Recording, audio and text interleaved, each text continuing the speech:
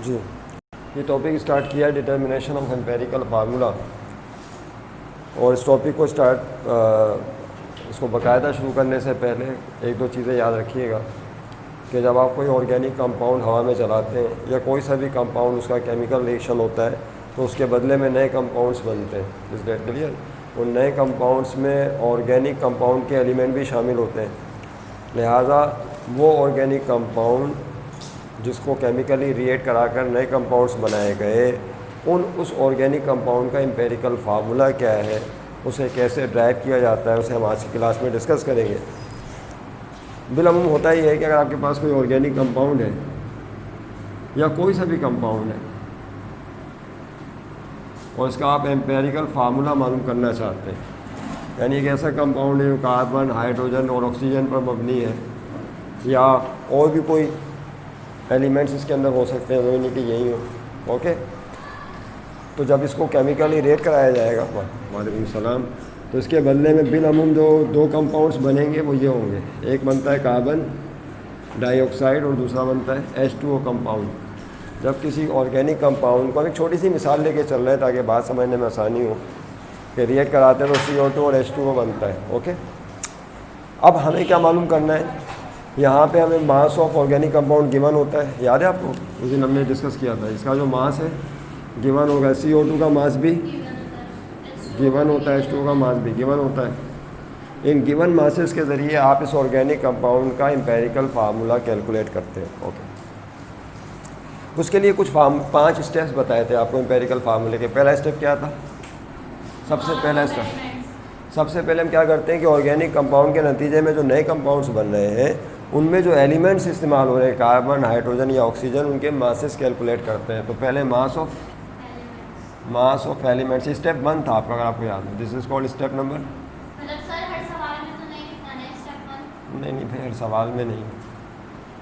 Mass of elements मालूम करें। फिर एक मिसाल दी थी आपको, याद करें। मुझे इसको हल्का सा रिवाइज़ कराना बहुत ज़रूरी है ताकि आपकी समझ में आ सके सही तरह और मुझे पता चल सके कि आपने उसको याद रखा है या नहीं रखा। मास ऑफ एलिमेंट्स से मुराद जिस तरह कार्बन है या हाइड्रोजन है, तो मास ऑफ कार्बन कैसे निकाला था बताइए? इसके लिए फिर एक फार्मूला बताया था। क्या? 1 mole of carbon, 1 mole of carbon dioxide लेंगे और उसके बाद जो भी मास ऑफ CO2 दिया हुआ है उससे मल्टीप्लाई कर देंगे, मास ऑफ CO2 से मल्टीप्लाई कर देंगे। इसी तरीके से फिर मास ऑफ, अगर आपको हाइड्रोजन कैलकुलेट करना है तो क्या होगा, बोलिए? हाँ, क्योंकि 2 है तो 2 मोल्स ऑफ हाइड्रोजन आएगा,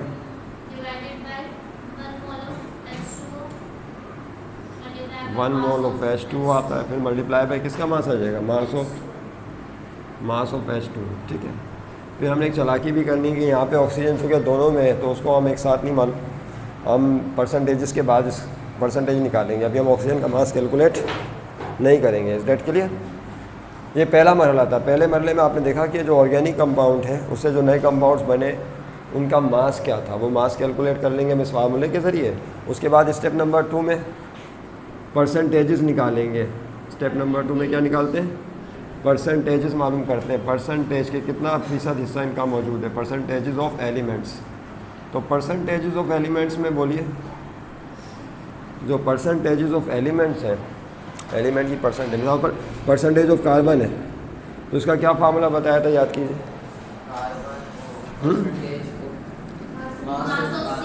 mass of carbon, mass of organic compound, mass of organic compound, देखा ना, हिले नहीं डेस ख्याल रखना, मास ऑफ कंपाउंड यानी ऑर्गेनिक कंपाउंड है, हम मल्टीप्लाई बाय 100 से पता चल जाता है कि जो कंपाउंड है उसमें कितने % मास ऑफ या कार्बन का मास कितना है या कार्बन की परसेंटेज क्या है। ठीक है, इसी तरीके से अगर आपको परसेंटेज ऑफ हाइड्रोजन चाहिए तो क्या करेंगे, बोलिए? जो आपने मास ऑफ हाइड्रोजन ऊपर निकाला होगा, बोलिए? मास ऑफ हाइड्रोजन, उसको डिवाइड कर देंगे किससे, उसी मास ऑफ कंपाउंड से, ऑर्गेनिक कंपाउंड से या जो भी कंपाउंड गिवन होगा, और मल्टीप्लाई कर देंगे किससे, 100 से। अच्छा, ये इनकी परसेंटेजेस निकालने के बाद अब तीसरा एलिमेंट ऑक्सीजन है मिसाल के तौर पर, तो ऑक्सीजन की परसेंटेज निकालने की तरकीब क्या समझाई थी, याद है किसी को?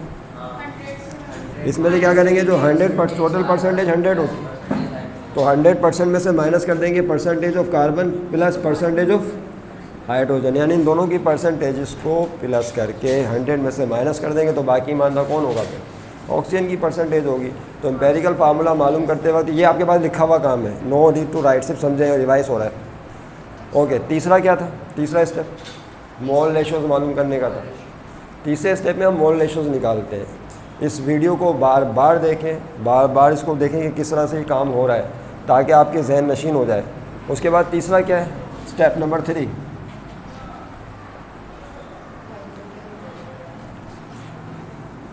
स्टेप नंबर 3, स्टेप नंबर 3 में देखें क्या होगा? मोल रेशोज निकालेंगे। क्या मोल रेशोज का दूसरा नाम क्या बताया था? बोलिए। एटॉमिक रेशोज, एटॉमिक रेशोज नहीं, मोल रेशोज या एटॉमिक रेशोज निकालेंगे।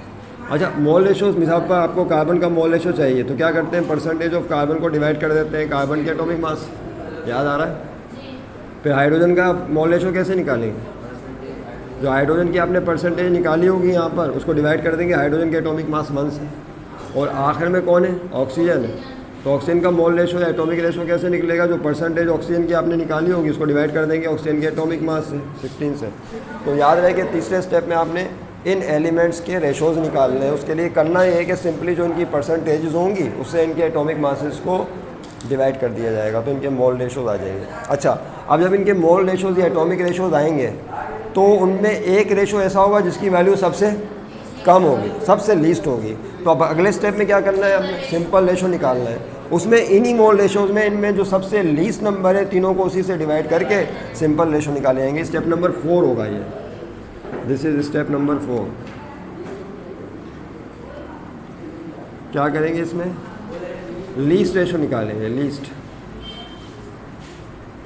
और लीस्ट रेशो में क्या समझाया कि मोल डिवाइड मोल रेशो या mole ratios by least mole ratio. अब ये थोड़ा सा वैसा लग रहा है अजीब सा, लेकिन जब आपने किया था सवाल तो मोल रेशो 3 आएंगे, उनमें एक लीस्ट होगा, तो लीस्ट से तीनों को डिवाइड करेंगे तो सिंपल रेशो आ जाएंगे। अच्छा देखिए, जब सिंपल रेशो हासिल हो जाएगा, क्या सिंपल रेशो, एक छोटी सी मैं आपको मिसाल लेके जाऊँ। मिसाल के तौर पर अगर फ़र्ज़ कर लें ये आ रहा है 2.16, ये आ रहा है फ़र्ज़ करें, बस फर्जी बात हो रही है 8.32, और ये आ रहा है फ़र्ज़ कर लें कि 1.25। अब देखिए ये एक मिसाल देना समझाने के लिए, ज़रूरी कि ऐसे ही होगा। इनमें सबसे छोटा नंबर कौन सा है? 1.25। तो इन तीनों को 1.25 से डिवाइड करेंगे तो जो भी जवाब इन्हीं तीनों को करना है, इसको भी 1.25 से, इसको भी 1.25 से, इसको भी 1.25 को, तो तीनों के सिंपल रेशो आ जाएंगे। Is that clear? और उसी सिंपल रेशो को फिर आपने होल नंबर की सूरत में लिखना है। किसकी सूरत में? होल नंबर की सूरत में। मिसाल दी थी, इसको मिटा दे ताकि कन्फ्यूजन नहीं हो। स्टेप नंबर 5 में क्या लिखना है? Empirical formula. अब आखिरी स्टेप आएगा जिसमें आपने लिखना होगा एम्पेरिकल फार्मूला। और उस एम्पेरिकल फार्मूले में कार्बन होगा और हाइड्रोजन होगा और ऑक्सीजन। अगर फर्ज कर लें कि क्वेश्चन में ये 3 एलिमेंट्स हैं, तब कार्बन, बाद ऐसे हैं जिनमें हाइड्रोजन भी होता है, बाद ऐसे हैं जिसमें सिर्फ कार्बन और हाइड्रोजन होता है, ऑक्सीजन नहीं होता। Is that clear? तो ये कोई वो नहीं है कि लाजमी ये तीनों होंगे। ओके, अब देखिए यहाँ पे जो भी स्टेप नंबर 4 में लीस्ट रेशोज आए होंगे, कार्बन का जो आएगा उसके एटम्स लिख देंगे, हाइड्रोजन का जो आएगा उसके एटम्स लिख देंगे, ऑक्सीजन का जो आएगा उसके एटम्स लिख देंगे। इस तरह से क्या निकल आएगा? एम्पेरिकल फार्मूला हासिल हो जाएगा इसका। ये बात ध्यान रखिएगा, दिस इज़ एम्पेरिकल फार्मूला। अब जब हम क्वेश्चन करेंगे तो पता चलेगा। उसके बाद एक चीज़ और भी होती है, मॉलिक्यूलर फार्मूला भी मालूम करने के लिए पूछते हैं। क्या? तो अगर इसी क्वेश्चन के अंदर कहा जाए कि मॉलिक्यूलर फार्मूला कैलकुलेट करें, तो मॉलिक्यूलर फार्मूला मालूम करने से पहले ये 5 स्टेप से गुजर कर क्या निकालेंगे? यानी ये काम तो करना ही करना है आपने, चूँकि ये काम आपने लाजमी करना है, लिहाजा अब मॉलिक्यूलर फार्मूला मालूम करने के 2 या 3 स्टेप्स होंगे तो उसमें करना ही होगा आपको सिंपली। अगर मॉलिक्यूलर फार्मूला पूछा है इन केस, तो स्टेप नंबर समझ लें आपका 6 हो गया इसका, मॉलिक्यूलर फार्मूले का।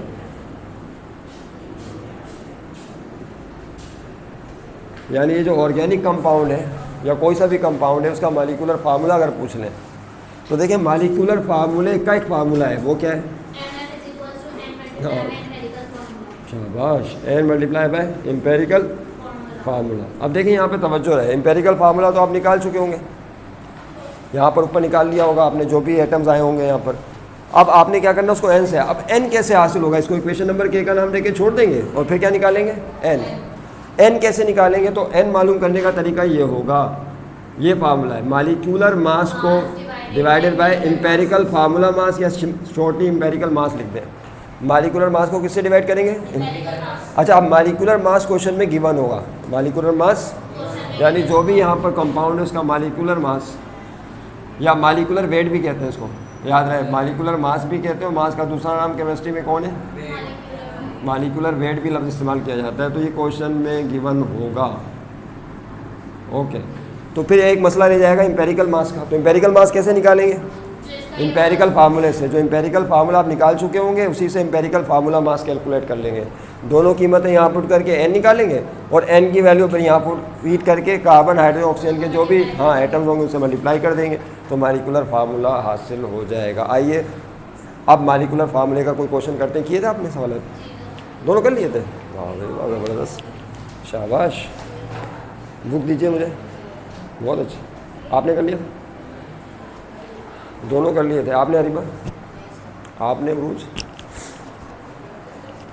चलो कोई बात नहीं, बुक दीजिए मुझे, चलो क्यों नहीं किए, दो सूरतें होती हैं, या तो ट्राई नहीं किए या ट्राई किए थे। हाँ तो ये तो अब भी है ना, ये तो एक मसले वाली बात है, इसमें इस मसले का कोई हल नहीं है। देखें वर्ड एग्जाम्पल करना है,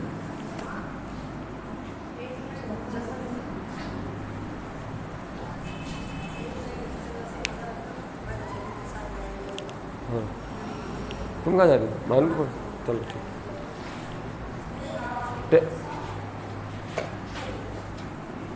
वर्ड एग्जाम्पल 2, ये मेरा ख्याल आपने नहीं की होगी, लिहाजा इसी को हम पहले चुन रहे हैं। वर्ड, मैं क्वेश्चन यहाँ पे नहीं लिख रहा भाई, बहुत लेंदी क्वेश्चन हो जाता है फिर लिखने में, नहीं दूसरी, पेज नंबर अभी आपने बुक नहीं खोली है, फिर आप सोल्यूशन देख लेंगे, ठीक है, तो मुझे आपसे क्वेश्चन मुझे आपसे करने होंगे ना, तो आपने अगर समझा होगा तो आप मुझे बताएंगे, नहीं तो फिर समझेंगे। कह रहे हैं 1 gram of sample of butane, ये किया था नहीं किया था, 1 gram of sample of butane एक ऑर्गेनिक कंपाउंड है जिसमें सिर्फ कार्बन और हाइड्रोजन होता है, किसमें, ऑक्सीजन नहीं होता इसमें, याद रखिएगा, आप ज़बरदस्ती ऑक्सीजन निकालने नहीं बैठ जाना। हालांकि हम मिसाल लेके चल रहे थे कि ऑर्गेनिक कंपाउंड में कार्बन हाइड्रोजन के साथ ऑक्सीजन भी है, लेकिन इसमें ऑक्सीजन नहीं है, ये सिर्फ कार्बन हाइड्रो कंपाउंड है। तो 1 gram of sample of butane, अब ब्यूटेन ये आपका कंपाउंड है, तो यहाँ लिखेंगे मास, डेटा बना लीजिए, मास ऑफ कंपाउंड। अच्छा यहाँ पे जो कंपाउंड है वो ब्यूटेन है, याद रखिएगा, उसका नाम दे दिया उन्होंने ब्यूटेन, डेट इज़ 1.0 ग्राम, कितना दिया हुआ है 1.0 ग्राम। कह रहे अ हाइड्रोकार्बन फ्यूल, ये एक हाइड्रोकार्बन फ्यूल है, फ्यूल के तौर पर, ईंधन के तौर पर इस्तेमाल होता है। Was burn in an excess of oxygen, oxygen की मौजूदगी में, एक्सेस ऑफ ऑक्सीजन की मौजूदगी में इसको जलाया जाता है। पैदा करना, प्रोड्यूस करना, हासिल होना, ऑब्टेन होना, टू याइड 3.03 ग्राम CO2, फिर कार्बन डाइऑक्साइड इतनी पैदा होती है। तो मास ऑफ CO2 लिखे, कार्बन डाइऑक्साइड गैस का मास देखें, ये बिल्कुल वैसे ही होगा जिससे आप करते जा रहे हैं 3 और फिर मास ऑफ H2O भी दिया होगा इसमें, देखिए देखें, वहीं से हम घूम फिर के आ रहे हैं भाई, इसकी प्रैक्टिस कर लें, बाकी क्वेश्चन बड़े आसान होते चले जाते हैं। मास ऑफ H2 है 1.55 ग्राम, हर साल तकरीबन इससे क्वेश्चन एग्जाम में पूछा जाता है, इसलिए इसको तवज्जो के साथ समझें और करें। इफ़ आगे कह रहे हैं if molecular mass of compound, देखें वही बात हुई, क्या मास ऑफ कंपाउंड तो दिया हुआ था, अब उसका मालिक्यूलर मास दिया हुआ है नीचे, देखें मालिक्यूलर मास ऑफ कंपाउंड, यानी ब्यूटेन, जो ब्यूटेन है उसका मालिक्यूलर मास दिया हुआ है, कितना, मालिक्यूलर मास इज 58। अब इसके साथ यूनिट नहीं है, ये AMU में भी हो सकता है और ग्राम में भी ले सकते हैं आप इसे। कह रहे हैं कि if molecular mass of compound is 58, find out it's molecular formula. बताइए इस ब्यूटेन कंपाउंड का मालिकुलर फार्मूला क्या होगा। तो मालिकुलर फार्मूला किस रास्ते से आएगा, एम्पेरिकल फार्मूले के रास्ते से। तो मालिकुलर फार्मूला ऑफ कंपाउंड आपको यानी ब्यूटेन का मालिकुलर फार्मूला मालूम करना है जी। पहला स्टेप, मैं इसको मिटा दूँ, खिचड़ी पक गई बहुत जी, बोलिए। सॉल्यूशन में सबसे पहला स्टेप क्या था, step number 1, mass of element. तो इसमें जो एलिमेंट्स आए, कार्बन, हाइड्रोजन, ऑक्सीजन आए, तो हम सिर्फ 2 एलिमेंट का मास निकालेंगे। तो स्टेप नंबर 1 मास ऑफ, और इसमें आप थोड़ा सा साथ दें मेरा कि तेज़ी के साथ हम इसे कर लें, मास ऑफ एलिमेंट्स। तो पहला है mass of carbon, that is mass of carbon. तो मास ऑफ कार्बन का फार्मूला क्या बताया, 1 mole of carbon divided by 1 mole of CO2 multiply by mass of CO2।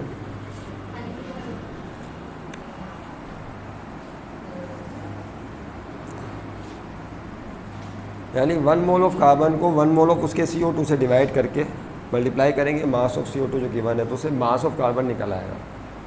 Is that clear. तो 1 mole of carbon, carbon का atomic mass 12 होता है, 1 मोल का मतलब है 12 ग्राम कार्बन ले लें, 12 ग्राम। और 1 mole of CO2, carbon dioxide का हाँ मालिकुलर मास 44 होता है, तो ये 44 आ जाएगा, ठीक है ना भाई। देखें कार्बन का एटॉमिक मास होता है 12 AMU, ये सब जानते हैं। अगर आप 12 ग्राम कार्बन ले लें, 12 ग्राम, तो this is called what, 1 mole of carbon. इसको फिर 1 मोल ऑफ कार्बन बोल। इसी तरीके से मालिकुलर मास देखें CO2 का मालिकुलर मास क्या होता है, कार्बन का 12 प्लस ऑक्सीजन का 16 टू 32, तो बन जाएगा 44 AMU। ये मालिकुलर मास है कार्बन डाइऑक्साइड का। अगर आप 44 ग्राम कार्बन डाइऑक्साइड गैस ले लें तो this is called 1 mole of CO2। अब इन मिसालों से बातें बार बार बताई जा रही हैं, उसको जहन में याद रखने की कोशिश करें। Multiply by mass of CO2, mass of CO2 question में गिवन है, दैट इज 3.03। कैलकुलेटर आपके पास होना चाहिए, बस कीजिए इसको।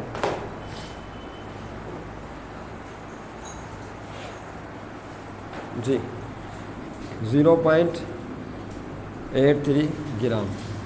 माँ देखिए ज़रा, चेक करें, दुआ ये निकालिए, उसको मैं चेक करके बताएंगे क्या मास ऑफ कार्बन यही हाँ सही है, ठीक है। 286 भी लिख लें, 3 डिजिट लिख लें। 0.286 आ रहा है, 826 चले नहीं मैं यहाँ पे 2 लगा के 6 लगा रहा हूँ। हालांकि उसमें राउंड करके उन्होंने इसको 3 कर दिया। 6 को छोड़ेंगे तो पिछला डिजिट एक बढ़ जाता है ना, याद है आपको, ये रूल हमने सीखा हुआ है। लेकिन आप उसमें नहीं जाएँ, आप 3 डिजिट ही लिखें। आप लिखें नाउ के बाद जब आप कोई चीज़ चेंज करते हैं, पैराग्राफ वगैरह या कोई नया मास ऑफ एलिमेंट, तो मास ऑफ, अब हाइड्रोजन की बारी है तो इसके अंदर 2 मोल्स ऑफ हाइड्रोजन लेंगे। 2 moles of hydrogen divided by what, 1 mole of H2O, क्योंकि जाहिर है हाइड्रोजन जो है वो वाटर में मौजूद है। H2O ये दूसरा कंपाउंड बन रहा था, H2 multiply by mass of H2O। तो देखिए यहाँ पे क्या होगा, 2 मोल्स मिटाना पड़ेगा, यस। तो mass of hydrogen is equal to, yes 2 moles का मतलब है 2 ग्राम, क्योंकि हाइड्रोजन का एटॉमिक मास 1 होता है, तो 2 आ जाएगा। अपॉन में क्या है फिर 1 मोल ऑफ H2O। वाटर का जो मालिकुलर मास है 18 AMU होता है, तो 18 ग्राम लेंगे तो 1 मोल ऑफ H2O बन जाएगा। तो 18 ग्राम मल्टीप्लाई बाय फिर मास ऑफ H2O दिया 1.55 ग्राम। तो देखिए मास ऑफ हाइड्रोजन क्या हो जाएगा, मास ऑफ 0.172। कोई और भी स्टूडेंट करें, 0.172 बताया इन्होंने। देखें आपका दूसरे स्टूडेंट का कैलकुलेटर भी ये जवाब दे रहे हैं, 0.172 172 इज द करेक्ट। तो मास ऑफ हाइड्रोजन आ गया। ये पहला मरला कंप्लीट हो गया। पहले मरले में मास ऑफ एलिमेंट्स निकालते हैं वो, अब ऑक्सीजन नहीं निकालेंगे, आपको वजह बताई थी क्योंकि ऑक्सीजन दोनों में होता है, हाइड्रोजन के साथ भी होता है, कार्बन के साथ भी होता है, लिहाजा ऑक्सीजन की परसेंटेज आखिर में निकाल लेंगे। तो अब मास ऑफ ऑक्सीजन नहीं निकालें, मास ऑफ ऑक्सीजन नहीं। अब स्टेप नंबर 2 में क्या होगा, परसेंटेजेस ऑफ एलिमेंट्स निकालते हैं। Step number 2 percentages of elements. अब यहाँ पे तीनों एलिमेंट्स की परसेंटेज निकाल लेंगे, कार्बन की भी, हाइड्रोजन की भी और ऑक्सीजन की भी। तो पहले कार्बन की परसेंटेज निकालें कि इस ऑर्गेनिक कंपाउंड में कार्बन कितने फ़ीसद है। तो परसेंटेज ऑफ कार्बन कैसे निकालोगे बताइए, क्या आएगा यहाँ पे, मास ऑफ, बोलिए, carbon divided by mass of butane या कंपाउंड जो आया था, कंपाउंड यानी ब्यूटेन आपका मास है यहाँ पे, ये है ब्यूटेन, ये कंपाउंड मल्टीप्लाई बाय 100। ठीक है भाई, इसको कर लें सॉल्व। ओके, परसेंटेज निकालने कार्बन के।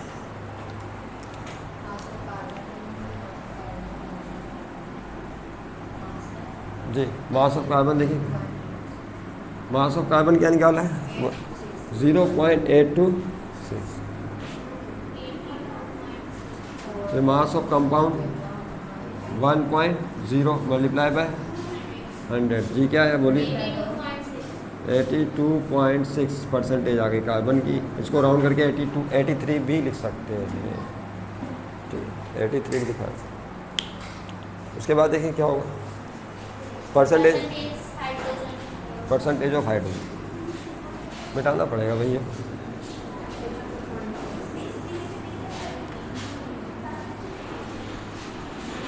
नाउ परसेंटेज, या डायरेक्टली लिख लें क्या, हाइड्रोजन की परसेंटेज का फार्मूला क्या होगा बोलिए, hydrogen divided by mass of compound यानी butane compound multiply by, yes. तो परसेंटेज ऑफ हाइड्रोजन चल रही है, मास ऑफ हाइड्रोजन क्या निकाला था, that is 0.172, mass of hydrogen 0.172 divided by mass of compound, mass of वही ब्यूटेन का मास दोबारा लिखेंगे 1.0 मल्टीप्लाई बाय 100। कैलकुलेटर 17.2 बताया इन्होंने, बस या आगे भी कुछ है, 17.2% हाइड्रोजन है कंपाउंड में, 17.2%, सही है। अब ऑक्सीजन की परसेंटेज कैसे निकलेगी, हाँ बिल्कुल। तो टोटल परसेंटेज 100, हाँ इसमें तो ऑक्सीजन है नहीं, शाबाश, बहुत अच्छे हैं। ब्यूटेन जो ऐसा कंपाउंड होता है, ब्यूटेन जिसमें ऑक्सीजन मौजूद, ये कार्बन हाइड्रो कंपाउंड होता है, इसमें ऑक्सीजन नहीं होती, याद रखिएगा। सिर्फ कार्बन और हाइड्रोजन मिलकर बड़ी बड़ी चेन के साथ रहते हैं, इज दैट क्लियर। तो इसमें ऑक्सीजन मौजूद, अच्छा इसका सबूत क्या है कि इसमें ऑक्सीजन नहीं होगी, एक और तरीका है, इसको आप प्लस करें 17.2 को और इसको 82.6 को प्लस कीजिए,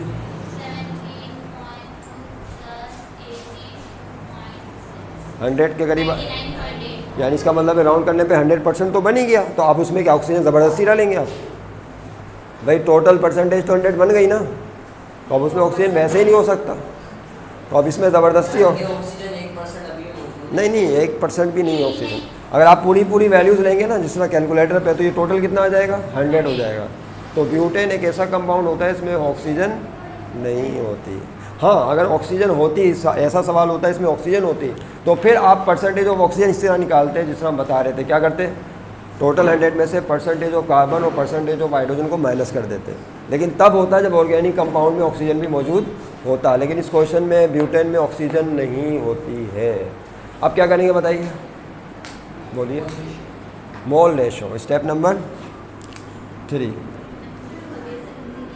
स्टेप नंबर 3 लिखिए, उसके अंदर मालूम करते हैं मोल रेशोज ऑफ एलिमेंट। अब दो ही एलिमेंट है, जाहिर सी बात है,